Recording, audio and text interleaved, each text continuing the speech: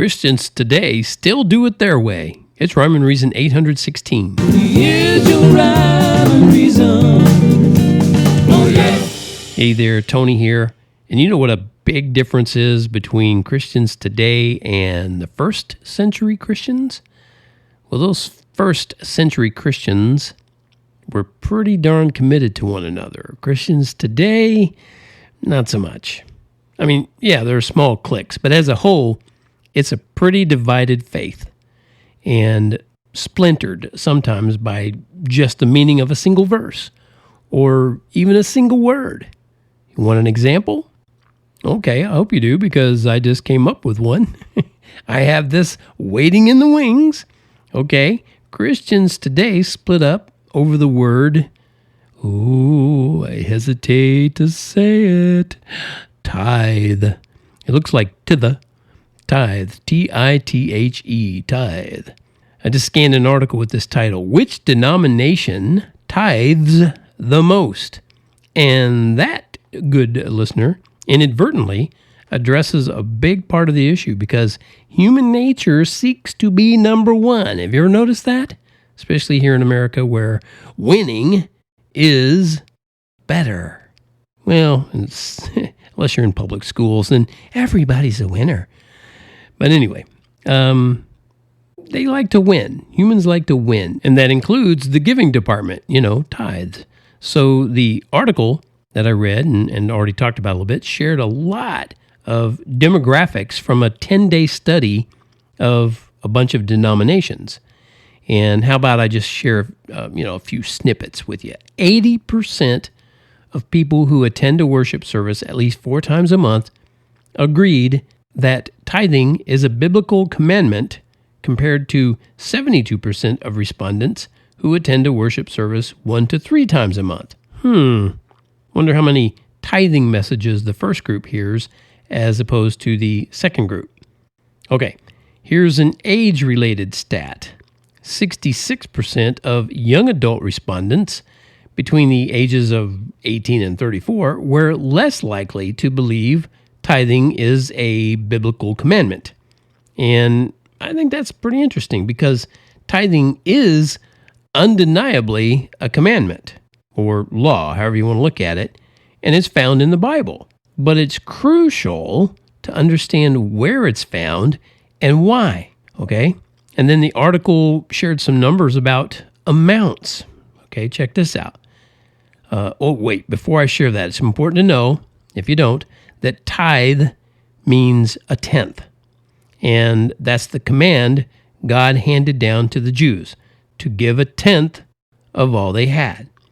Okay, so on that note, notice what Christians today, and even many of those Jews, what they all do and what they did. Here's another quote from that article. 31% told pollsters they give a tithe, and 19% said they give more than 10% of their income.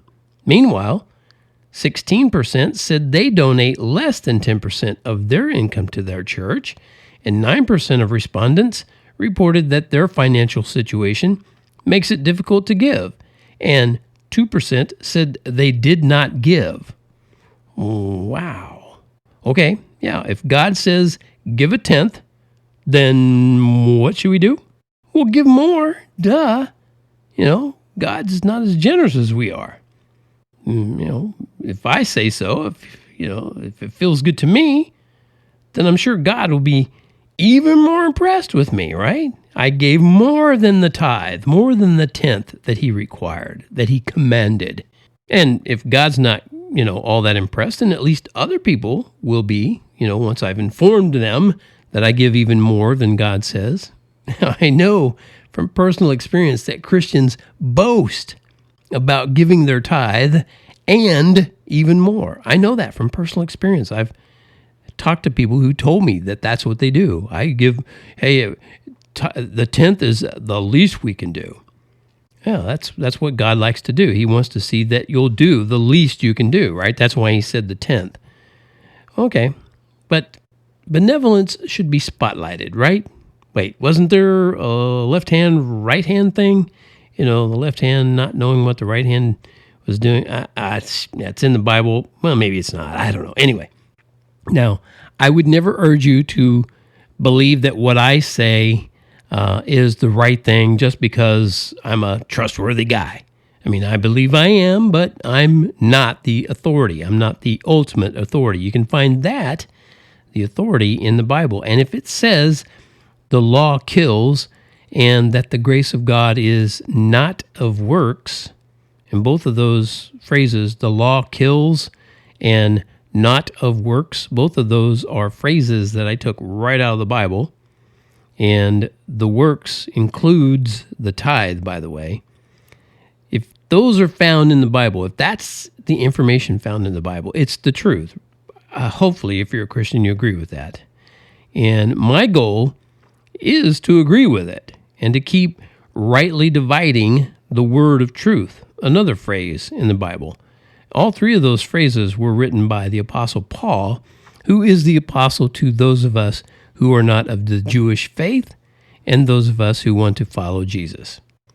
Now, I encourage Christians today, and that would include you and me who fall under that category, to take a stand. If you take a stand and you stand for the way, you might never be rich. But no gold here beats the treasure in heaven, and you'll know which is which. Angels are gonna rejoice, and we're gonna get to see how the Lord will judge the ones who wait. So better take a stand right now. Yeah, you better take a stand right now. If you take a stand and you stand for the truth, you could lose a good friend. But if you lose the whole wide world and keep your soul, you win in the end. All eyes are gonna look up, all knees are gonna bow. And when that time comes, it's too late. You gotta take a stand right now. Yeah, you gotta take a stand right now.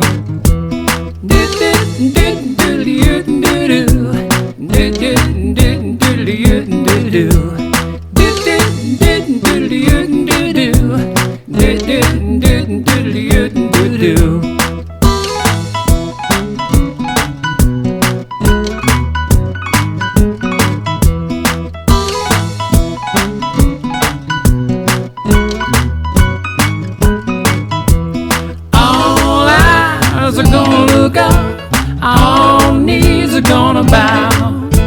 And when that time comes, it's too late. You gotta take a stand right now. Yeah, you gotta take a stand right now. If you take a stand and you stand for life, people might laugh and make fun. And Jesus didn't say it was gonna be easy, but you'll be with him when this life is done. No more living like this by the sweat of your brow. And if you want God's paradise, you better take a stand right now. Take a stand right now. Take a stand right now. Yeah, you better take a stand right now. And you notice that the lyrics included taking a stand for the way, the truth, and the life. Do those words mean anything to you? Do they happen to represent somebody? Yeah.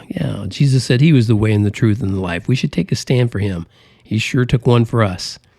Okay, that does it for this episode of Rhyme and Reason Podcast, always brought to you by TonyFunderburk.com, where you can go over there and find all kinds of stuff. Some of it I charge for, but a whole lot of stuff.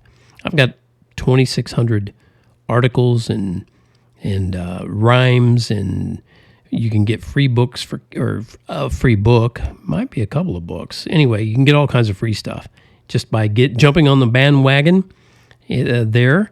And if you don't do that, then at least subscribe to this podcast and have it delivered to you if you don't already do that. Okay, enough of the self-promo for right now. Thanks for tuning in. And as always, remember, life has rhyme and reason because God made you. There's a rhyme and reason. reason for your life. There's a rhyme and a reason why you're here. Give your time and season to the one